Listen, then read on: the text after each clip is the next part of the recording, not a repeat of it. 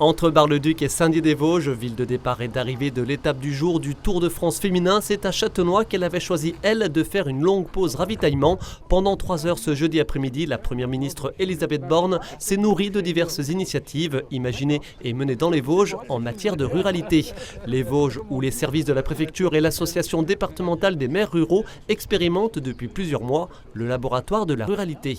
Je le redis, je pense qu'il ne s'agit pas simplement de regretter, de déplorer que les réponses ne soient pas les mêmes que dans d'autres territoires. Il s'agit au contraire de se projeter, de se dire qu'il y a beaucoup de ressources dans ces territoires et qu'on peut inventer des nouveaux services. Et peut-être que demain, les métropoles pourront s'en inspirer, vous voyez.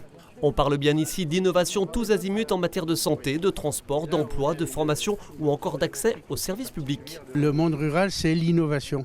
C'est le faire avec peu de choses, peu de moyens, mais une idée et puis en associant, bien entendu, c'est pas que les élus, c'est l'associatif, c'est les gens. Il faut absolument qu'on change de paradigme et que de passer peut-être pour certains de la nostalgie, à l'avenir. Et l'avenir, ça se prépare. Elle partage ce point de vue, la Première ministre ?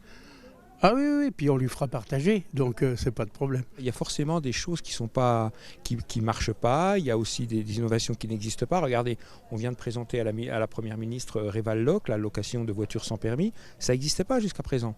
Donc on voit bien que si on réfléchit collectivement, on peut trouver un certain nombre de choses à faire qui n'existaient pas et qui, quand elles sont mises en place, on se dit finalement, c'était pas si bête et on aurait pu le faire avant. Des innovations qui auront tout de même un coût et si les dotations globales de fonctionnement versées par l'État aux collectivités ne baisseront pas, elles seront mécaniquement moindres à cause d'une inflation record et ce malgré les 24 milliards d'euros supplémentaires alloués dans le cadre du programme de stabilité. Ça n'est pas rien, 24 milliards d'euros d'ici 2027 et simplement, comme l'État se l'applique à lui-même, parce qu'on doit aussi avoir une gestion responsable de nos finances publiques, on souhaite aller moins vite que l'inflation, on souhaite infléchir, maîtriser la croissance des dépenses des collectivités. Vous avez vu qu'il y a des débats nourris à l'Assemblée nationale qui vont désormais se poursuivre au Sénat pour avoir le meilleur dispositif d'accompagnement des collectivités, notamment les petites communes, les petites intercommunalités qui peuvent être en difficulté. Donc vraiment notre volonté, c'est d'accompagner au mieux les collectivités qui peuvent être fragilisées par l'inflation qu'on connaît, par la hausse des dépenses d'énergie. Certains habitants de Châtenois, spectateurs de cette visite historique dans leur ville, avaient également des choses à dire. Je suis à la recherche d'un CDI depuis 2010. J'ai déjà fait pas mal d'entreprises. On me gardait 2 ans, 3 ans, au revoir. Et là, à cette heure-ci, c'est des petits jeunes qui passent à ma place avant moi, quoi. Châtenois, c'est une petite ville, un truc comme ça. Il faudrait le respecter autant que les petits villages ou pareil.